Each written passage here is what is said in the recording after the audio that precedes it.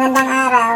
So ngayon, paano nga ba gamitin si POS for restaurant? So una is mag-login po tayo.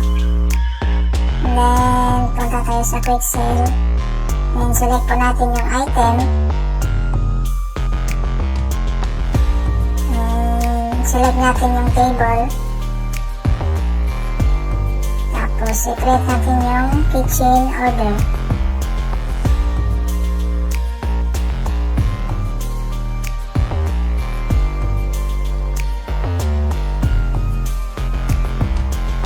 Then after ma-print yung kitchen order, punta tayo sa kitchen display system. So dito natin makikita yung mga pending orders.